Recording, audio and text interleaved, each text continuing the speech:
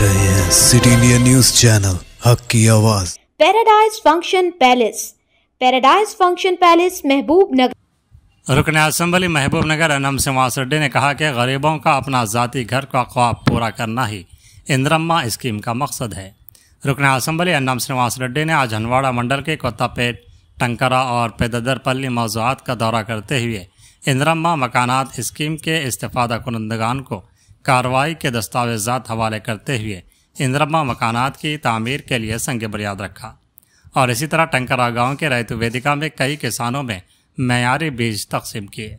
बाद रुकन असम्बली ने वाज़ेह किया कि हुकूमत जाली बीज फरोख्त करने वालों के खिलाफ कार्रवाई करेगी।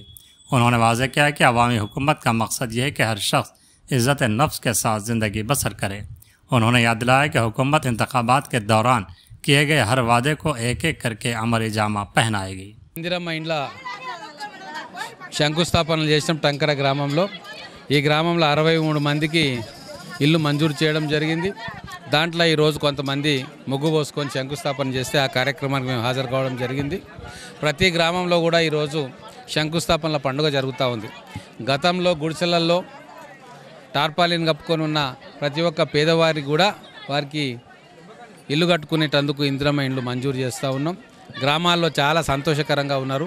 ముఖ్యంగా మాకు ఇల్లు ఉంటుందో లేదో వస్తుందో లేదో అనుకున్న ప్రతి ఒక్కరికి కూడా వాళ్ళ తల మీద ఒక చెత్తుండే ఏర్పాటు కాంగ్రెస్ ప్రభుత్వం చేస్తూ ఉంది. అంతేకాకుండా రైతుల కోసం కూడా ఈరోజు రుణమాఫీ కావచ్చు, రైతు బంధు, రైతు భరోసా కావచ్చు, అలాగే సన్నవడ్లకు బోనస్ కావచ్చు, ఇవన్నీ కార్యక్రమాలు రైతును బలోపేతం చేసుకోవడానికి చేస్తూ ఉన్నాం. ఇక్కడ ప్రత్యేకంగా నకిలీ విత్తనాల బెడద గత 10 సంవత్సరాల నుంచి ఉండే వాటిని నివారించాలని చెప్పి వ్యవసాయ విశ్వవిద్యాలయం నుంచి శాస్త్రవేత్తలను మండలాలకు పంపించి నాణ్యమైన విత్తనాలను గ్రామస్తుల్లో ఆదర్శ రైతులను ఎంపిక చేసుకొని వాళ్ళకి ఇచ్చి వాళ్ళ ద్వారా భవిష్యత్తులో ఆ విత్తన భండాగారాన్ని గ్రామాల్లో నెలకొల్పాలి అని చెప్పి సంకల్పించి ఆ రకంగా ముందుకు పోతూ ఉన్నాం. వెనకటికి విత్తనాల కోసం బయటికి పోవాల్సిన పని లేకుండే ఏ గ్రామంలో విత్తనాలు ఆ గ్రామంలో దొరికేది. కొంతమంది రైతులు ఆ విత్తనాలను కాపాడుకొని మళ్ళీ మిగతా రైతులకు ఇచ్చేవాళ్ళు. అటువంటి పరిస్థితి మళ్ళీ రావాలి. ఈ విత్తన కంపెనీలు చేసే దోపిడీ నుంచి మన గ్రామీణ రైతాంగాన్ని వాళ్ళను రక్షించుకోవాలన్న ఉద్దేశంతో ఈ బ్రహ్మాండమైన పథకాన్ని మేము శ్రీకారం చుట్టినాం. వ్యవసాయ శాస్త్రవేత్తలు కూడా ప్రతి మండలంలో తిష్ట వేసుకొని గత 15 రోజులుగా రైతులకు అవగాహన కల్పిస్తూ ఉన్నారు. రైతులను ఎంపిక చేసుకొని వాళ్ళకు మేలైన వ్యవసాయ పద్ధతులను కూడా వాళ్ళకు వివరిస్తూ ఉన్నారు. మొత్తం మీద ఈ ప్రభుత్వం వచ్చిన తర్వాత అనేక రంగాలలో విప్లవాత్మకమైన మార్పులు తీసుకొస్తూ ఉన్నాం. ముఖ్యంగా వ్యవసాయ రంగంలో ఈరోజు సన్న వడ్లను తీసుకొని రైతులతో పండించి అవి తీసుకొని మిల్లింగ్కు పెట్టి అదే వడ్లను మళ్ళీ రేషన్ షాపుల్లో సన్న బియ్యం రూపంలో ప్రతి పేదవాడికి అందేటట్టుగా ప్రతి పేదవాడు కూడా తమ పిల్లలకి కడుపు నిండా సన్న బియ్యంతో భోజనం పెట్టే విధంగా మా కాంగ్రెస్ ప్రభుత్వం ఏర్పాటు చేసింది.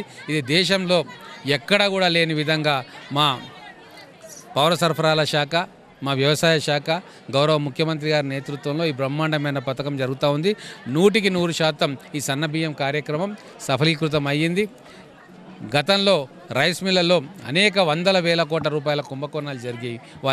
వాటన్నిటిని కూడా వెలికి తీసి విజిలెన్స్ ఎంక్వైరీ చేయించి శిక్షలను కేసు పెట్టి ఆ దోషుల మీద కేసు పెట్టి ఈరోజు ఒక పారదర్శకమైన వ్యవస్థను పౌర సరఫరాల శాఖ ద్వారా చేసుకుంటూ ఉన్నాం. మొత్తం తెలంగాణని ఈరోజు ప్రక్షాళన చేసే కార్యక్రమంలో ముఖ్యమంత్రి గారు కావచ్చు, మంత్రిమండలి కావచ్చు, మేము ఎమ్మెల్యేలం కావచ్చు, కాంగ్రెస్ పార్టీ కావచ్చు నిమగ్నమై ఉన్నది. ఉన్వాడ మండల్ ఎన్ఎం శ్రీనివాసరెడ్డి ఎమ్మెల్యే గారు మా శాసనసభ్యుడు ఇక్కడ 6 ఊళ్ళు ప్రకటించారు, 5 ఊళ్ళు. అందుకే కొత్తపేట, టంకర, బెద్దార్పల్లి, తిరుమలగిరి, మున్మోక్షం. అయితే ఇప్పుడు వచ్చిన కార్యక్రమము ఇండ్ల ప్రారంభోత్సవానికి వచ్చిండు. ఆ ఇండ్లు ఏకదాటిగా అప్పుడు వర్షాకాలంలో కూడా మా విలేజ్లో ఖచ్చితంగా ఇండ్ల కురిస్తే కవర్లు కూడా పంపించేసిండు. అవే ఇండ్లు ఇప్పుడు అప్పటికి అందుకే మాకు 100 ఇండ్లు ఛాన్స్ అని ఇచ్చిండు. ఆ 100 ఇండ్లలో కూడా ఇప్పుడు మాకు 63 ఇండ్లు వచ్చినాయి. ఇంకా కొన్ని బాగున్నాయి. అంతే అది కొద్దిగా బేస్మెంట్లో అటు ఇటు ఉన్నందుకు రాలేవు, అవి ఖచ్చితంగా వస్తాయి. ఆ కృషితోనే ఈరోజు ఇక్కడ రావాల్సి వచ్చింది. ఇంకా మాకు ఇచ్చింది ఏంటంటే ఖచ్చితంగా ఇంకా రానోళ్ళు కొంతమంది ఎక్కడ అడిగినా కూడా ఖచ్చితంగా ఇంకా 30-40 ఇండ్లు మాకు కేటాయించడం అవి ఖచ్చితంగా వస్తాయని ఇప్పుడు కూడా చెప్పిండు. మేము కూడా కార్యకర్తలుగా పనిచేస్తున్నాం కనుక అది చెప్తున్నాం సార్.